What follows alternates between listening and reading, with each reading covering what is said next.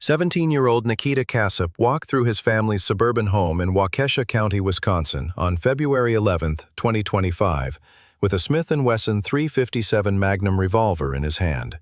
His mother, Tatiana, 35 years old, was in the hallway when Nikita approached her from behind and fired 3 shots, 2 striking her in the stomach, 1 in the neck. She collapsed immediately, her blood spreading across the hardwood floor of the home she had worked so hard to maintain. Within minutes, Nikita walked into the first-floor office where his stepfather, Donald Mayer, 51, sat at his computer, likely working on paperwork or answering emails. Nikita raised the gun and shot Donald once in the back of the head, killing him instantly. Then Nikita went to his room, changed his clothes, and went to bed. The next morning he woke up, got dressed in his school clothes, and attended his classes as if nothing had happened. He returned home that afternoon to a house where his mother and stepfather lay dead, their bodies beginning to decompose. And he stayed there. For 12 days, Nikita Cassup lived in that house with the corpses of the 2 people who had raised him, fed him, clothed him, and loved him. He slept in his bed. He ate meals in the kitchen. He scrolled through social media on his phone. He attended school. And when neighbors asked where his parents were, he told them they were on vacation. On February 23rd, Nikita finally decided it was time to leave. He wrapped his mother's body in plastic and left her in the hallway. He covered his stepfather's body with a pile of clothes. Then he systematically looted the house, taking $14,000 in cash his parents had saved, their passports, his stepfather's car keys, and the family dog. He drove his stepfather's Volkswagen Atlas south and west, making it 800 miles to Kansas before a routine traffic stop ended his flight. When police searched the vehicle, they found the gun, the money, the passports, and evidence of what Nikita had done. His confession would shock investigators. He had killed his parents not out of abuse or rage, but for money. Money he believed he was entitled to, money he wanted to spend on his own desires. Money his parents had refused to simply hand over to a teenager with no job and no responsibilities. Nikita Cassup had murdered 2 people who loved him because he didn't want to wait, didn't want to earn, didn't want to ask permission. He wanted what he wanted when he wanted it, and he was willing to kill to get it. If you're watching this video, please take a moment to hit that subscribe button and let us know in the comments where you're listening from. Your support helps us continue bringing these important stories to light. Nikita Cassup was born in 2007 in Ukraine, during a period of relative stability before the country would be torn apart by political upheaval and eventual war. His mother, Tatiana Cassup, was a young woman in her early 20s when Nikita was born, and she raised him alone for the first several years of his life. Nikita's biological father was not involved in his upbringing, and Tatiana struggled financially and emotionally as a single mother in a country where economic opportunities were limited and social support systems were strained. In 2015, when Nikita was 8 years old, Tatiana made the difficult decision to emigrate from Ukraine to the United States, seeking a better life and more opportunities for herself and her son. They settled initially with relatives in the Milwaukee, Wisconsin area, a region with a significant Eastern European immigrant community. The transition was difficult for both Tatiana and Nikita. They had to learn English, adapt to American culture, and build a new life from scratch in a country where they knew few people and had limited resources. Tatiana worked multiple jobs to support herself and Nikita, taking whatever work she could find: housekeeping, food service, retail. She was determined to give her son opportunities she had never had, and she worked tirelessly to ensure they had a stable home and that Nikita could attend good schools.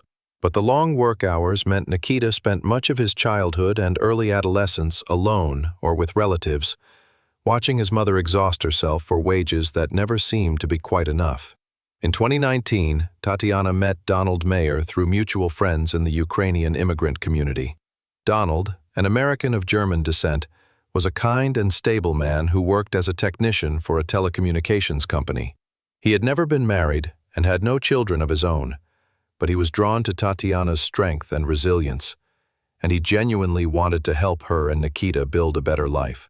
Donald and Tatiana began dating, and within a year, they were married. Donald legally adopted Nikita, giving the boy his surname and becoming the only father figure Nikita had ever known. The new family settled into a comfortable home in Waukesha County, a suburban area west of Milwaukee, known for its good schools, low crime, and strong sense of community. Donald's steady income meant Tatiana no longer had to work multiple jobs, and she was able to spend more time at home. For the first time in his life, Nikita had stability, a nice house, his own bedroom, regular meals, parents who were present and involved. From the outside, it appeared to be exactly the kind of American success story immigrants dream of. But inside the home, tensions were growing. Nikita, now a teenager, struggled with the transition from the relative freedom he had experienced when his mother was working all the time, to the structure and expectations Donald brought into their lives. Donald believed in rules, chores, curfews, and accountability. He expected Nikita to maintain good grades, help around the house, and show respect to his parents. These were not unreasonable expectations, but to Nikita, they felt oppressive. Nikita attended Waukesha South High School, where he was an average student, neither excelling nor failing, floating through his classes with minimal effort. Teachers described him as quiet, somewhat withdrawn, and disengaged from school activities. He had few friends and spent most of his free time online, scrolling through social media, playing video games, and, increasingly, consuming content related to extremist ideologies. Nikita's online activity, later reviewed by FBI investigators, revealed a disturbing pattern of engagement with neo-Nazi groups, white supremacist forums, and violent accelerationist content that advocated for the overthrow of democratic governments through terrorism and chaos. But perhaps even more troubling than Nikita's ideological radicalization was his sense of entitlement and his complete lack of empathy. Nikita believed he deserved money, possessions, and freedom without having to work for them or earn them. When Donald refused to give Nikita unlimited access to money for video games, clothes, and other purchases, Nikita became resentful. When Tatiana sided with Donald and suggested Nikita get a part-time job if he wanted spending money, Nikita's resentment turned to rage. Friends and extended family members would later tell investigators that Nikita had complained frequently about his parents in the months leading up to the murders. He told classmates that his parents were controlling and unfair. He told relatives that his stepfather was cheap and that his mother didn't understand him. To anyone who would listen, Nikita painted himself as a victim, a misunderstood teenager whose parents were unreasonably denying him the lifestyle he deserved. In reality, Tatiana and Donald were loving, involved parents who set reasonable boundaries and expected their teenage son to contribute to the household and show basic respect. They paid for Nikita's food, clothing, shelter, phone, and all other necessities. They gave him an allowance for completing chores. They bought him birthday and Christmas presents. They attended his school events. They were, by all objective measures, good parents trying to raise a responsible young man. But in Nikita's mind, none of that mattered. He wanted more money, more freedom, more control, and his parents stood in the way of that. So he began to think about how he could remove them from the equation. The planning for the murders began in late January 2025, approximately 2 weeks before Nikita would actually carry them out. Nikita later told investigators that he had been thinking about killing his parents for months, but had struggled with the logistics: how to do it, when to do it, what to do afterward. The catalyst that moved him from fantasy to action was a specific incident on January 28th, when Donald refused to give Nikita $500 to buy a new gaming computer. Nikita argued that he needed the computer for school, though he had a perfectly functional laptop. Donald said no, suggesting that if Nikita wanted an expensive gaming computer, he should get a job and save up for it. This refusal, this completely reasonable parenting decision, became in Nikita's twisted mind a justification for murder. Over the next 2 weeks, Nikita researched how to commit murder and avoid detection. His search history, recovered by investigators, showed queries like how to kill someone quietly, How long before bodies start to smell? Can police track gun purchases? And how to disappear without being found? He watched YouTube videos about forensic science and true crime investigations, studying how killers had been caught and how they had made mistakes. He was trying to plan the perfect murder. Nikita also reached out online to members of extremist groups he had been following, discussing his plans in coded language. While most of these communications were later found to be boastful fantasies that the other users didn't take seriously, there was evidence that Nikita had been coordinating with at least one other person, someone who communicated in Russian and who may have provided encouragement or advice. The FBI would later investigate whether Nikita had accomplices or co-conspirators, though no additional arrests have been made as of this writing. On February 10, 2025, the evening before the murders, Nikita had dinner with his mother and stepfather. They ate together at the kitchen table, a meal Tatiana had prepared, probably something she had learned to cook in Ukraine and adapted to American ingredients. They talked about normal family things, Nikita's upcoming assignments at school, Donald's work schedule, plans for the weekend. There was no indication that anything was wrong, no argument that might have served as a warning. Tatiana and Donald had no idea that their son had already decided they would die the following day. After dinner, Nikita went to his room. He retrieved the Smith & Wesson .357 Magnum revolver that Donald kept in a locked gun safe in the bedroom, a safe that Nikita had figured out how to open months earlier by watching Donald enter the combination. He loaded the weapon with hollow-point ammunition designed for maximum stopping power. He placed the gun under his bed. Then he went to sleep, or at least tried to. Later, Nikita would tell investigators that he barely slept that night, his mind racing with anticipation and anxiety about what he was planning to do. On the morning of February 11, 2025, Nikita woke up early. His mother and stepfather were both home. Donald had the day off from work, and Tatiana had no errands planned. It was a Tuesday, a completely ordinary day. Nikita could hear his parents moving around the house, his mother making coffee in the kitchen, his stepfather checking emails in his office. Nikita remained in his room, waiting for the right moment. At approximately 9:30 a.m., Nikita heard his mother in the hallway outside his room. He grabbed the revolver from under his bed, checked to make sure it was loaded, and opened his bedroom door.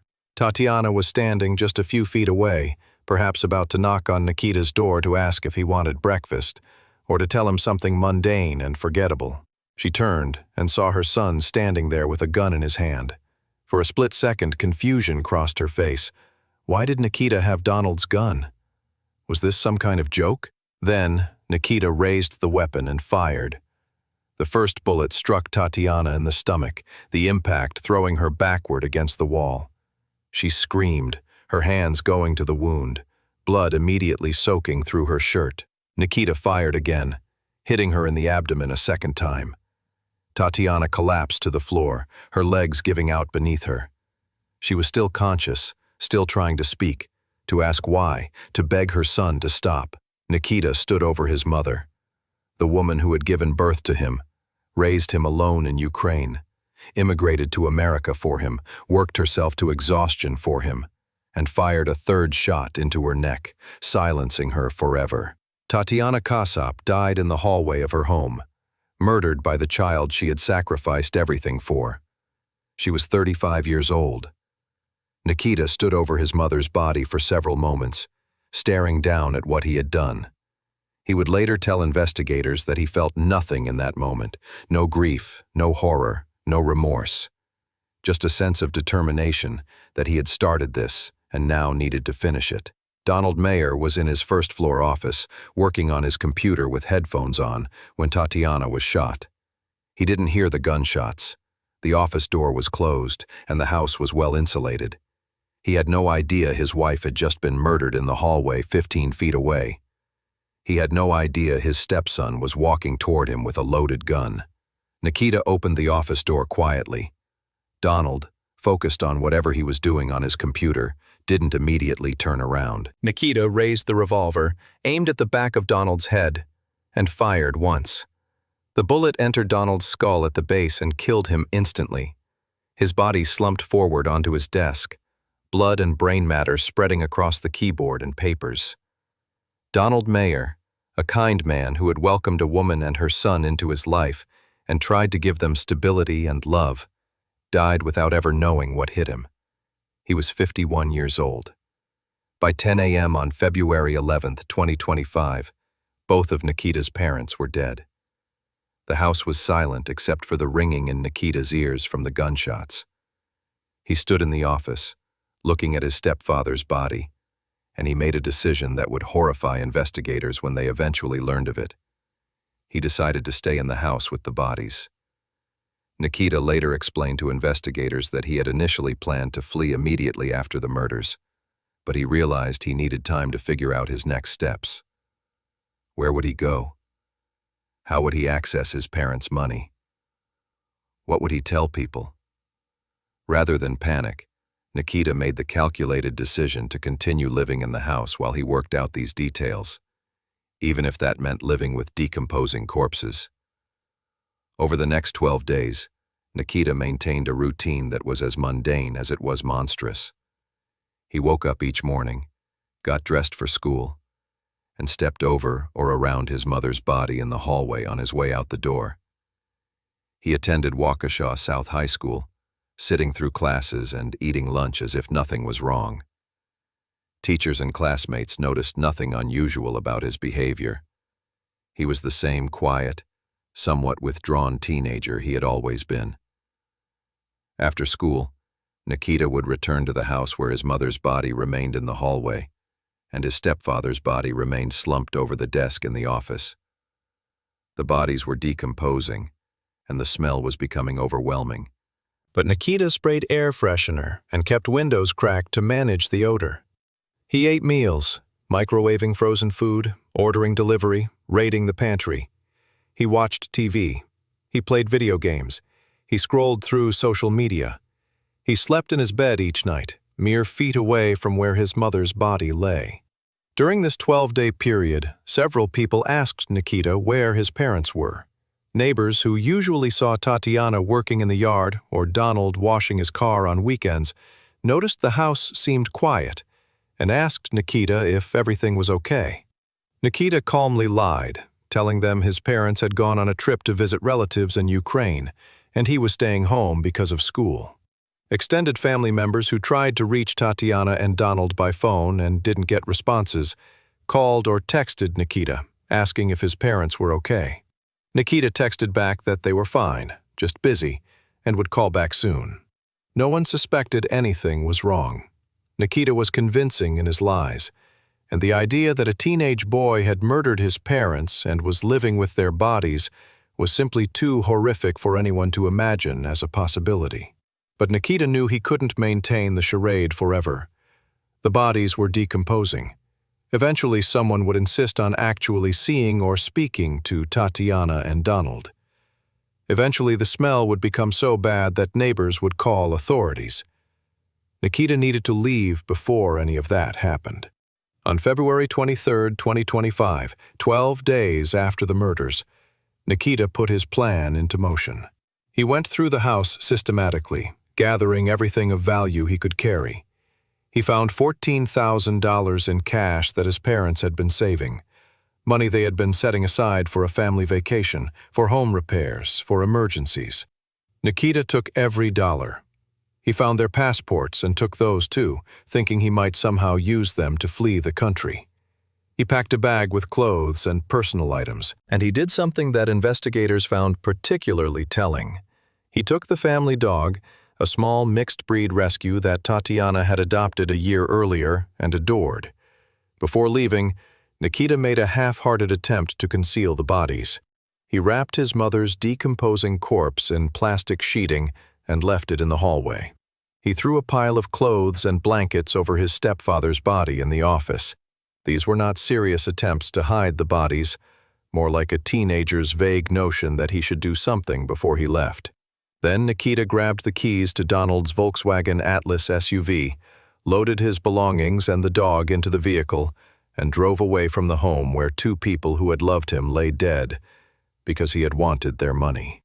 Nikita drove south on Interstate 43, then west on Interstate 90, heading away from Wisconsin with no clear destination in mind beyond away. He had the family dog in the back seat, $14,000 in cash hidden throughout the vehicle, some in a Bible, some in his backpack, some stuffed in the glove compartment.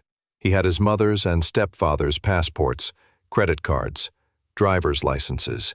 He had the Smith & Wesson .357 Magnum revolver that had killed them, along with the remaining ammunition.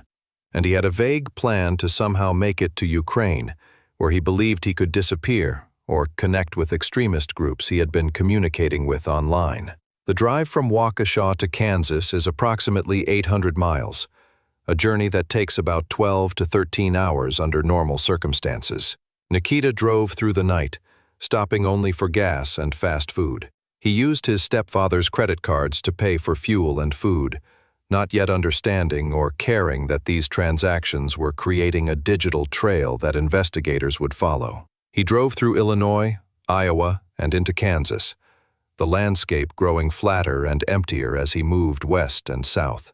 During the long hours behind the wheel, Nikita didn't reflect on what he had done or feel remorse for the murders. Instead, he was focused on logistics, where he would go, how he would get fake identification, how he would cross international borders. He communicated via encrypted messaging apps with contacts he had made in online extremist forums, people who used handles like White Wolf 1488 and Aryan Warrior, and who claimed to be part of revolutionary movements preparing to overthrow Western governments. Most of these people were likely teenagers themselves, fantasizing about violence from their parents' basements. But Nikita believed they were genuine allies who would help him. One contact in particular, someone who communicated in Russian and claimed to be based in Eastern Europe, had been encouraging Nikita for months, telling him that killing his parents was a necessary first step, that their money could fund revolutionary activities, that Nikita would be remembered as a hero who sacrificed his own family for the greater cause of racial purity. This contact, who went by the name Artyom, had provided detailed instructions about how to acquire explosives and drones for a planned attack on President Trump, instructions that FBI investigators would later discover in Nikita's phone and computer. On February 23rd, after driving for approximately 16 hours with only brief stops, Nikita arrived in Waukesha, Kansas, a small town of about 1,800 people in Waukesha County in the western part of the state. He was exhausted, hungry, and beginning to realize that his plan to flee to Ukraine was not as simple as he had imagined. How would he get to an airport with a dog and $14,000 in cash without attracting attention? How would he explain traveling on his mother and stepfather's passports? How would he avoid detection at international borders? Nikita checked into a small motel in Waukesha, paying cash and using a fake name. He brought the dog into the room and tried to sleep, but his mind was racing with paranoia and anxiety. He began to suspect that the Russian contact Artyom might be an FBI agent conducting a sting operation. He worried that the credit card transactions he had made for gas and food had already been flagged. He considered abandoning the Volkswagen and stealing a different vehicle, but he didn't know how to hotwire a car and was afraid of getting caught in the act. Meanwhile, back in Wisconsin, the bodies of Tatiana Cassup and Donald Mayer remained undiscovered in their Waukesha County home. But by February 27th, 16 days after the murders, Donald Mayer's mother in Massachusetts had become seriously concerned. She had been trying to reach her son and daughter-in-law for days without success. Their phones went straight to voicemail. They weren't responding to texts or emails. And most concerning, the school had called to say Nikita hadn't been in class for 2 weeks. Donald's mother called the Waukesha County Sheriff's Department and requested a welfare check on the family. She explained that it was completely out of character for her son not to return calls, and she was worried something might be wrong. Deputies were dispatched to the home on Cider Hills Drive on February 28th at approximately 2 p.m. The deputies knocked on the door repeatedly, but received no response. They looked in windows and saw lights on inside, but no movement. One deputy noticed an overwhelming smell coming from the house, the unmistakable odor of decomposition that experienced law enforcement officers immediately recognize. The deputies knew at that point they were dealing with a death investigation. They forced entry through the front door. The scene inside the house was horrific. Tatiana Cassup's body was in the upstairs hallway, wrapped in plastic sheeting but still visible and decomposed to the point where identification would require dental records or DNA testing.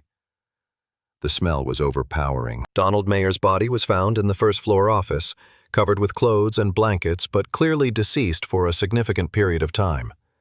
The medical examiner would later determine both victims had been dead for approximately 2.5 weeks. Deputies immediately secured the scene and called for backup. The Waukesha County Sheriff's Department launched a homicide investigation, and within hours, detectives were processing the crime scene, documenting evidence, collecting shell casings, and attempting to determine what had happened and where the family's teenage son might be. A check of Donald Mayer's vehicles showed that his Volkswagen Atlas was missing. A BOLO, be on the lookout, alert was issued for the vehicle and for Nikita Cassup, who was identified as a person of interest and potential suspect. Credit card records showed recent transactions for fuel and food along Interstate 90 heading west, with the most recent transaction in Kansas. Law enforcement agencies across multiple states were notified. At approximately 11:30 a.m. on February 28th, the same day the bodies were discovered, Kansas Highway Patrol Trooper James Mitchell was conducting routine traffic enforcement in Waukesha when he observed a black Volkswagen Atlas with Wisconsin plates run a stop sign at the intersection of Highway 283 and Main Street. Trooper Mitchell activated his lights and pulled the vehicle over. The driver was a teenage male who appeared nervous and was unable to produce a valid driver's license. He identified himself as Nikita Cassup and said he was visiting relatives in Kansas. Trooper Mitchell asked for registration and proof of insurance, and Nikita provided documents showing the vehicle was registered to Donald Mayer of Wisconsin. When asked about his relationship to Donald Mayer, Nikita hesitated before saying it was his stepfather's car and he had permission to use it. Something about the situation felt off to Trooper Mitchell. The teenager's story didn't make sense. Why would a 17-year-old be driving alone from Wisconsin to Kansas with no adult supervision? Why did he seem so nervous? Trooper Mitchell radioed dispatch to run a check on the vehicle and the driver's information. Within minutes, dispatch reported back that the vehicle and occupant matched a BOLO alert from Wisconsin related to a double homicide investigation. Trooper Mitchell immediately called for backup and carefully approached the vehicle again, this time with his hand on his weapon. He ordered Nikita out of the vehicle and instructed him to lie face down on the ground. Additional troopers arrived within minutes, and Nikita was taken into custody without incident. He offered no resistance and made no statements beyond asking for a lawyer. A search of the Volkswagen Atlas revealed evidence that would prove crucial to the investigation. The Smith & Wesson .357 Magnum revolver used in the murders spent shell casings that matched those found at the crime scene, Tatiana and Donald's driver's licenses and credit cards, jewelry belonging to both victims, and approximately $14,000 in cash hidden throughout the vehicle. Most disturbingly, investigators found the family dog, alive but dehydrated and hungry, in the back seat. The dog would later be returned to extended family members. Nikita was transported to the Waukesha County Jail in Waukesha and held on charges of operating a vehicle without owner's consent and theft, pending extradition to Wisconsin for homicide charges. Kansas authorities cooperated fully with Wisconsin investigators, providing access to Nikita and the evidence recovered from the vehicle. On March 2, 2025, Nikita was extradited to Wisconsin and booked into the Waukesha County Jail. He was formally charged with 2 counts of first-degree intentional homicide, 2 counts of hiding a corpse, theft of property over $10,000, 2 counts of misappropriating identification to obtain money, and operating a vehicle without owner's consent. If convicted on all charges, he faced life in prison without the possibility of parole. The investigation into Nikita's online activities revealed the shocking scope of his radicalization and his plans beyond simply murdering his parents. FBI agents executed search warrants for Nikita's phone, computer, and social media accounts, uncovering a digital trail that painted a picture of a teenager who had become completely consumed by extremist ideology. On Nikita's phone, investigators found extensive materials related to the Order of Nine Angles, a neo-Nazi occult group that promotes violence, terrorism, and the murder of perceived enemies as a path to personal enlightenment and societal transformation. The group, which originated in the UK but has spread internationally through online platforms, advocates for the creation of a new order through chaos and violence. Members are encouraged to commit violent crimes as part of their sinister pathway to higher consciousness. Investigators also found a 3-page manifesto written by Nikita that outlined his worldview and his plans.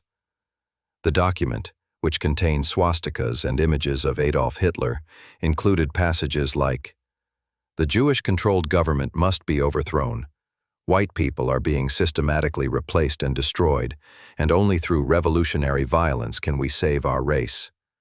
I have killed my parents to obtain the financial means necessary to begin this revolution.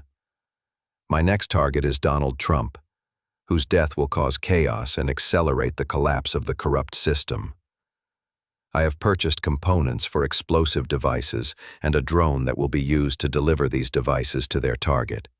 The manifesto went on to describe specific plans for an attack on President Trump, including details about security vulnerabilities and potential locations where an attack might be successful. FBI counterterrorism agents took the threat seriously and immediately briefed the Secret Service, which enhanced security protocols around the president. Further investigation revealed that Nikita had indeed purchased components for explosives and a commercial drone using his parents' credit cards and having them shipped to a private mailbox he had rented under a fake name. Federal authorities recovered these materials before Nikita could assemble them into functional weapons, averting what could have been a catastrophic terrorist attack. Perhaps most disturbing were the communications between Nikita and the individual known as Artyom. Using encrypted messaging apps, Nikita and this contact had discussed in detail how to commit the murders, how to avoid detection, and how to use the money to fund terrorist activities. Artyom had encouraged Nikita at every step, praising him for his commitment to the cause and promising that he would be remembered as a martyr who sacrificed everything for racial revolution. The FBI launched an extensive investigation to identify Artyom and determine whether he was a real person or a fictional persona created by Nikita. IP address tracking and metadata analysis suggested the communications originated from Russia, but investigators could not definitively identify the individual. The investigation remained ongoing, with federal authorities concerned that Artyom might be recruiting other vulnerable teenagers for similar acts of violence. Nikita's preliminary hearing was held on April 9, 2025, in Waukesha County Circuit Court before Judge Michael Boren. The courtroom was packed with media, law enforcement, and members of the Ukrainian immigrant community who had known Tatiana and Donald. Extended family members sat in the gallery, their faces masks of grief and incomprehension. Prosecutor Leslie Bowes presented the state's case, outlining the evidence against Nikita in methodical detail. She described the murders, the 12 days Nikita spent living with the bodies, the flight to Kansas, and the arrest. She presented forensic evidence showing that the bullets recovered from the victims matched the gun found in Nikita's possession. She presented credit card records, GPS data from the vehicle showing Nikita's movements, and evidence from Nikita's phone and computer showing premeditation and planning. The most damning piece of evidence came from an unexpected source, a classmate at Waukesha West High School, who came forward after Nikita's arrest. The student, whose name was withheld due to her age and fear of retaliation from extremist groups, told investigators that Nikita had added her on Snapchat several months before the murders and had begun sending her disturbing content, violent images, war footage, gore videos set to Russian music. The classmate said Nikita had explicitly told her he was planning to kill his parents and had warned her that, It wouldn't end well for her if she told anyone. The classmate had been terrified by these communications, but had not reported them to adults or authorities, fearing that no one would believe her, or that reporting Nikita would make her a target. She came forward only after learning of the murders, overcome with guilt that she might have prevented the deaths if she had spoken up. Her testimony would become crucial evidence of premeditation and would result in an additional charge against Nikita: intimidation of a witness. Nikita's defense attorney, appointed by the court, was David Berkowitz, a public defender with extensive experience in juvenile cases. Berkowitz faced an uphill battle. The evidence against his client was overwhelming, and Nikita's own writings and communications provided clear proof of intent and planning. Berkowitz's strategy was to argue that Nikita, despite being 17 years old, was essentially a child whose brain was not fully developed, and who had been radicalized by online influences beyond his control. At the preliminary hearing, Berkowitz entered a plea of not guilty on Nikita's behalf and reserved the right to present a mental health defense.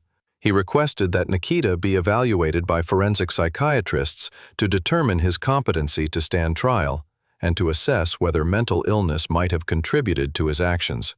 Judge Boren granted this request, ordering that Nikita undergo psychiatric evaluation at a state facility before trial proceedings could continue. The psychiatric evaluation, conducted over a 6-week period by 3 separate forensic psychiatrists, produced a troubling portrait of Nikita Cassup. All 3 doctors agreed that Nikita met the legal definition of competency. He understood the charges against him, could assist in his own defense, and understood the court proceedings. However, the doctors disagreed about whether Nikita suffered from mental illness that might mitigate his culpability. Dr. Sarah Martinez, the lead psychiatrist, diagnosed Nikita with conduct disorder and antisocial personality traits, but did not find evidence of psychosis or major mental illness. She noted that Nikita showed no remorse for his actions, demonstrated a complete lack of empathy for his victims, and seemed primarily concerned with how the murders would affect his own future, rather than with the suffering he had caused. Dr. Martinez concluded that Nikita knew right from wrong at the time of the murders and had made a calculated choice to kill his parents for financial gain and ideological reasons. Dr. Timothy Chen, the second psychiatrist, offered a slightly different perspective. While agreeing with Dr. Martinez's assessment regarding Nikita's competency and lack of major mental illness, Dr. Chen noted that Nikita exhibited symptoms consistent with autism spectrum disorder, particularly difficulty with social interaction, rigid thinking patterns, and intense fixation on specific interests. In this case, extremist ideology. Dr. Chen suggested that these traits made Nikita particularly vulnerable to radicalization and impaired his ability to fully appreciate the consequences of his actions. The third psychiatrist, Dr. Rebecca Wilson, took the most sympathetic view of Nikita's mental state.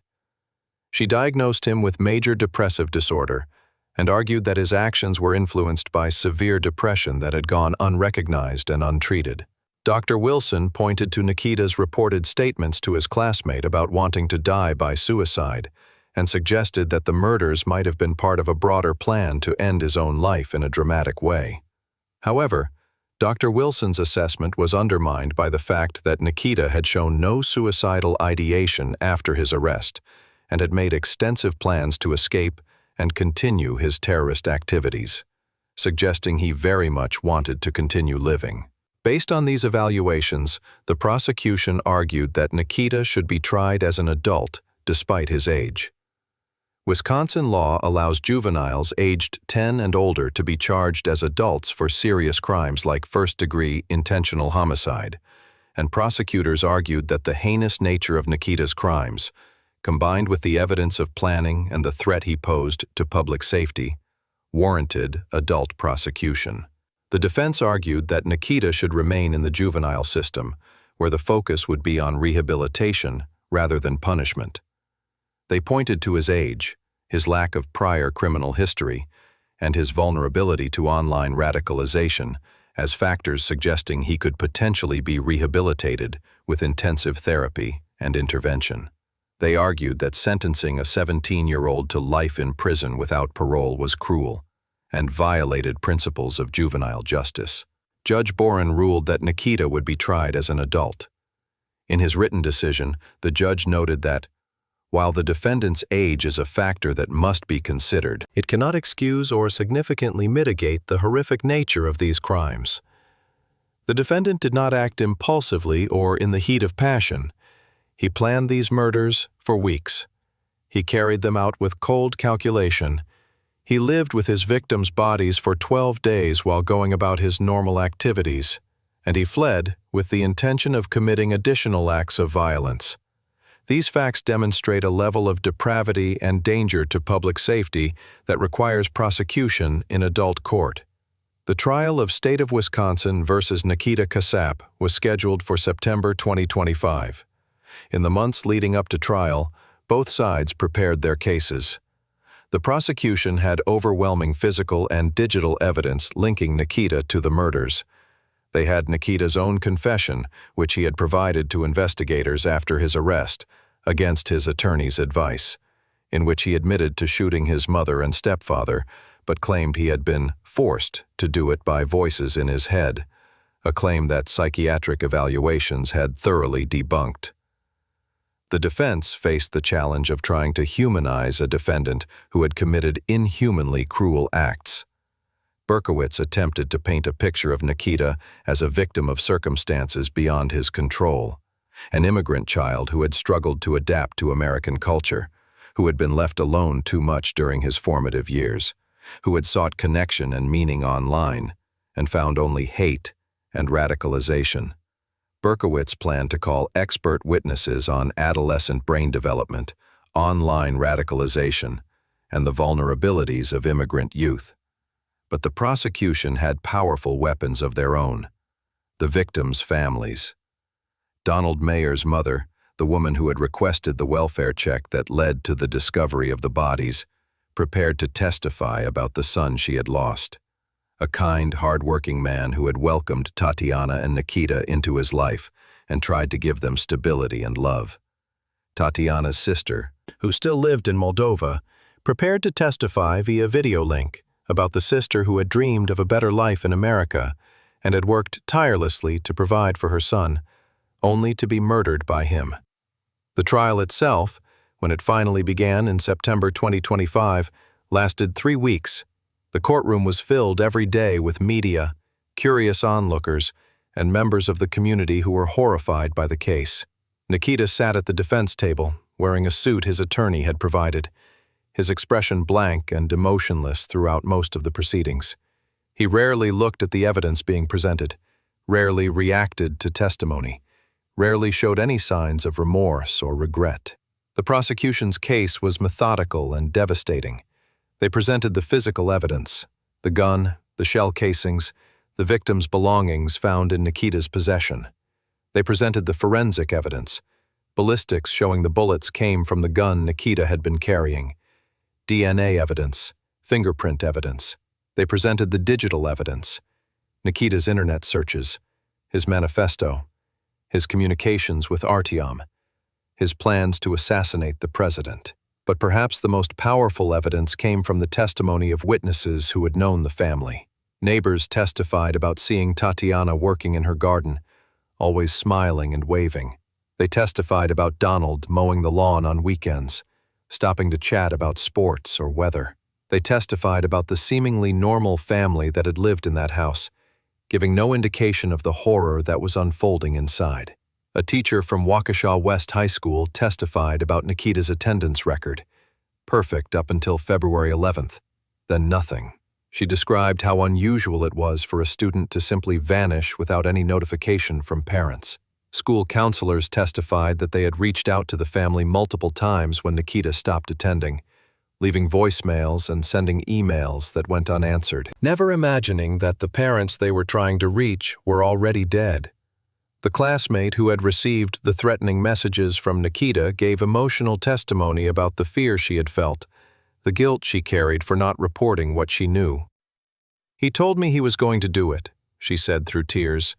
"He told me he was going to kill his parents and take their money, and I didn't say anything. I was scared. And now they're dead, and it's partly my fault." The prosecutor gently corrected her. "It's not your fault. You were a child, threatened by someone who turned out to be a murderer. The only person responsible for these deaths is the defendant, but the girl's guilt was palpable, and her testimony left the jury visibly shaken." The defense presented their case over 5 days. They called expert witnesses who testified about adolescent brain development, explaining that the prefrontal cortex, responsible for impulse control and long-term planning, is not fully developed until the mid-20s. They argued that Nikita, at 17, was neurologically incapable of fully understanding the consequences of his actions. The prosecution countered with their own experts, who pointed out that the planning and premeditation Nikita demonstrated actually required quite sophisticated executive functioning, exactly the kind of long-term planning that supposedly underdeveloped prefrontal cortices struggle with. They argued that Nikita's actions showed clear understanding of consequences, evidenced by his attempts to hide the bodies, his flight from justice, and his detailed plans for future attacks. The defense called Dr. Timothy Chen, the psychiatrist who had diagnosed Nikita with autism spectrum disorder, to testify about how this condition made Nikita vulnerable to radicalization. Dr. Chen explained that individuals with ASD often struggle with social connections and seek belonging in online communities, making them susceptible to extremist recruitment. He testified that Nikita's rigid thinking and literal interpretation of ideological texts had led him to genuinely believe that murdering his parents was a necessary and moral act in service of a greater cause. But under cross-examination, Dr. Chen was forced to admit that millions of people with autism spectrum disorder never commit violence, that having ASD does not remove moral responsibility, and that Nikita's actions showed clear awareness that what he was doing was wrong, evidenced by his attempts to conceal the crime and escape punishment. The most anticipated testimony came when the defense called Nikita himself to the stand. Defense attorney Berkowitz had debated whether to put his client on the stand. Defendants have a constitutional right not to testify, and given Nikita's lack of remorse and poor emotional affect, there was significant risk that his testimony would backfire. But Berkowitz ultimately decided that the jury needed to hear from Nikita, needed to see him as a confused teenager rather than a monster. Nikita took the stand on the 15th day of trial. Under direct examination by his attorney, Nikita described his childhood in Moldova, the difficulty of immigrating to America, the challenges of adapting to a new culture and language. He talked about feeling isolated and lonely, about struggling to make friends at school. He talked about finding community and acceptance online, in forums where people discussed politics and ideology. When asked about his relationship with his parents, Nikita said they were strict and didn't understand him. He claimed his stepfather was controlling, and his mother always took his side. He said they refused to give him money for things he needed, and that they held him back from pursuing his interests. When asked directly why he had killed his parents, Nikita gave an answer that shocked the courtroom. "I needed their money to fund the revolution. They were standing in the way of something bigger than themselves. What I did was necessary for the greater good." Defense attorney Berkowitz quickly tried to walk this back, asking Nikita if he understood that other people might not see his actions as justified. Nikita replied, "They will understand eventually when the revolution succeeds." The cross-examination by prosecutor Bose was brutal. She asked Nikita to describe in detail how he had shot his mother. Nikita did so calmly, with no visible emotion. She asked if his mother had begged for her life. Nikita said he didn't remember. She asked if he had felt any sadness when he saw his mother dying on the floor. Nikita said he had felt conflicted, but knew it was necessary. Bose then asked about the 12 days Nikita lived with the bodies. "Did you think about your mother lying dead in the hallway?" she asked. Nikita replied, "Sometimes, but I tried not to." "Did you ever consider that maybe you had made a terrible mistake?" "No." "Did you ever think about turning yourself in?" "No." "Did you feel any guilt?" Nikita paused for a long moment, then said quietly, "No." The defense rested after Nikita's testimony, and the case went to closing arguments. Prosecutor Bose delivered a passionate summation, walking the jury through the evidence and emphasizing the cold-blooded nature of the murders. "This was not a crime of passion," she said. "This was not a tragic accident. This was not the act of a mentally ill person who didn't know what he was doing. This was murder for money, planned and executed by a defendant who knew exactly what he was doing and who has shown absolutely no remorse." Defense attorney Berkowitz made his final plea for mercy, asking the jury to remember that Nikita was just 17 years old when he committed these crimes, that his brain was not fully developed, that he had been radicalized by forces beyond his control. "Nikita Cassup deserves to be punished," Berkowitz acknowledged. "But does he deserve to spend the rest of his life in prison with no possibility of ever earning release? Does a teenager deserve the same punishment as a hardened adult criminal? That's the question you must answer." The jury deliberated for 2 days. On September 25, 2025, they returned their verdict: guilty on all counts. Nikita showed no reaction as the verdicts were read. His attorney put a hand on his shoulder, but Nikita sat stone-faced, staring straight ahead. The sentencing hearing was held 2 weeks later. Under Wisconsin law, conviction for first-degree intentional homicide carries a mandatory life sentence. The only question was whether Nikita would be eligible for parole and, if so, when. The prosecution asked for life without the possibility of parole, arguing that Nikita's actions, his lack of remorse, and his stated intention to commit further violence made him a permanent danger to society. Before Judge Boren pronounced sentence, he allowed victim impact statements from family members. Donald Mayer's elderly mother, now in her 70s and visibly frail, spoke first. She talked about her son's kindness, his love for his family, his excitement about having a stepson to mentor and raise. Donald welcomed Tatiana and Nikita into his life with open arms, she said, her voice breaking. He treated Nikita like his own son. He paid for his school, his clothes, his food. He tried to teach him responsibility and respect, and Nikita murdered him for it. "My son died because he tried to be a good father." Tatiana's sister, speaking via video link from Moldova, gave her statement in Ukrainian with simultaneous translation. She talked about Tatiana's dreams of giving Nikita a better life in America, the sacrifices she had made, the pride she had felt when she married Donald and finally achieved some stability and security. "My sister died believing she had given her son everything he needed to succeed," she said. "She died never knowing that her son saw her as nothing more than an obstacle to be removed, a source of money to be robbed. He took away her life, her dreams, her future. And for what? For money he didn't earn, for an ideology of hate he found on the internet, for a revolution that will never come." Judge Boren then addressed Nikita directly before pronouncing sentence. "Mr. Cassup, you have been found guilty by a jury of your peers of murdering your mother and your stepfather in cold blood. You shot your mother 3 times as she stood in the hallway of her own home. You shot your stepfather in the back of the head as he sat at his computer. Then you lived with their decomposing bodies for 12 days while you planned your escape and your next acts of violence. I have reviewed all the evidence in this case, including the psychiatric evaluations and the arguments about your age and brain development.